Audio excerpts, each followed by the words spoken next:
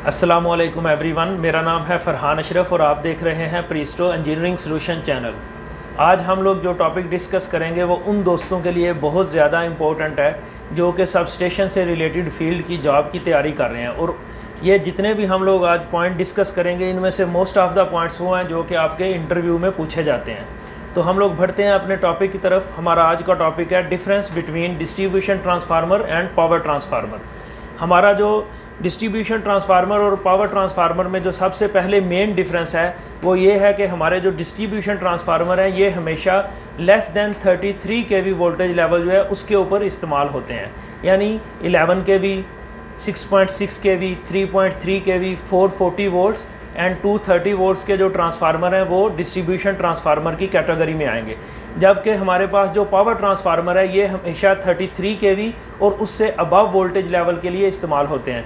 जिस तरह 66 kV, 110 kV, 380 kV या 400 kV के जो ट्रांसफार्मर हैं ये पावर ट्रांसफार्मर की कैटेगरी में आएंगे।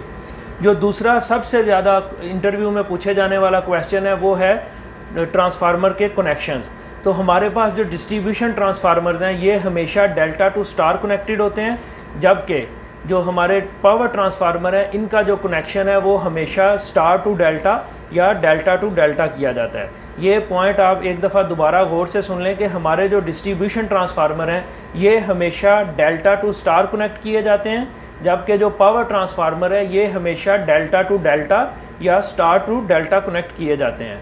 तो हमारे पास जो नेक्स्ट मेन डिफरेंस है वो ये है कि डिस्ट्रीब्यूशन ट्रांसफार्मर जो है वो सिर्फ डिस्ट्रीब्यूशन पर्पसेस के लिए इस्तेमाल होते हैं और हमारा जो डिस्ट्रीब्यूशन ट्रांसफार्मर है ये आप यूँ कह सकते हैं कि एंड ट्रांसफार्मर के तौर पे हमारा जो सिस्टम है उसमें जो लास्ट एंड ट्रांसफार्मर है वो डिस्ट्रीब्यूशन ट्रांसफार्मर होता है। इसके बाद और कोई भी ट्रांसफार्मर जो है वो हमारे सिस्टम में अवेलेबल नहीं होता। जबकि हमारे पास जो पावर ट्रांसफार्मर है ये हमेशा transmission and receiving both purposes के लिए इस्तेमाल होते हैं, इसीलिए हमारे जो सब स्टेशन है उनमें पावर ट्रांसफार्मर इस्तेमाल होते हैं। उसके बाद जो नेक्स्ट पॉइंट है वो है हमारे पास जो डिस्ट्रीब्यूशन ट्रांसफार्मर है ये हमेशा स्टेप डाउन वोल्टेज के लिए इस्तेमाल होता है, जबकि जो पावर ट्रांसफार्मर है वो step up and step down both purposes के लिए इस्तेमाल किया जाता है। इसी तरह जो नेक्स्ट पॉइंट है वो है लोड फ्लक्चुएशन। हमारे जो डिस्ट्रीब्यूशन ट्रांसफार्मर है इनमें लोड फ्लक्चुएशन बहुत ज़्यादा हाई होती है, क्योंकि ये एंड ट्रांसफार्मर के तौर पे इस्तेमाल हो रहे होते हैं। और किसी भी अगर फॉर एग्जांपल किसी फैक्ट्री में ये हमारा डिस्ट्रीब्यूशन ट्रांसफार्मर इस्तेमाल हो रहा है या किसी भी ऑफिसेज एरिया में डिस्ट्रीब्यूशन ट्रांसफार्मर इस्तेमाल हो रहा है, तो जब भी अगर फैक्ट्री में वर्कर्स जब काम कर रहे हैं या ऑफिस में वर्कर्स काम कर रहे हैं तो उस वक्त वो एसी वगैरह या आपकी जो लाइट्स हैं वो बहुत ज़्यादा इस्तेमाल हो रही होंगी, तो उस वक्त जो लोड है वो बहुत ज़्यादा होगा। लेकिन जब यही सब लोग अपने घरों को चले जाएंगे तो उस वक्त लोड जो है वो बहुत कम होगा। इसी वजह से जो डिस्ट्रीब्यूशन ट्रांसफार्मर है इनके ऊपर लोड फ्लक्चुएशन बहुत ज़्यादा हाई होती है, जबकि जो पावर ट्रांसफार्मर है इनके ऊपर लोड फ्लक्चुएशन अप्रॉक्सीमेटली ज़ीरो होती है। उसके बाद हमारा जो नेक्स्ट पॉइंट है वो है लॉसेस। हमेशा याद रखें कि जो डिस्ट्रीब्यूशन ट्रांसफार्मर हैं इनमें फिक्स्ड आयरन लॉसेस और वेरिएबल कॉपर लॉसेस होते हैं, क्योंकि जो लॉसेस हैं कॉपर लॉसेस हैं वो हमारे लोड के ऊपर डिपेंड करते हैं।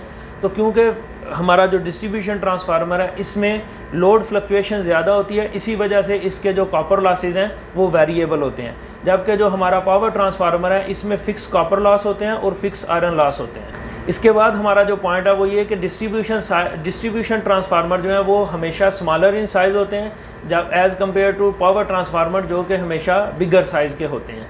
उसके बाद हमारे पास जो हमारा जो डिस्ट्रीब्यूशन ट्रांसफार्मर है वो हमेशा 50 to 70% लोड के ऊपर ऑपरेट किया जाता है। इसका मतलब ये है कि आपका जो डिस्ट्रीब्यूशन ट्रांसफार्मर है वो 100% एफिशिएंसी तब देगा जब आप उसे 50 to 70% लोड पे ऑपरेट करेंगे, as compared to power transformer जो कि हमेशा 100% लोड के ऊपर ऑपरेट किए जाते हैं। इट मीन्स कि जो आपका पावर ट्रांसफार्मर है वो 100% एफिशिएंसी तब देगा जब आप उसे 100% लोड यानी कि फुल लोड के ऊपर ऑपरेट करेंगे।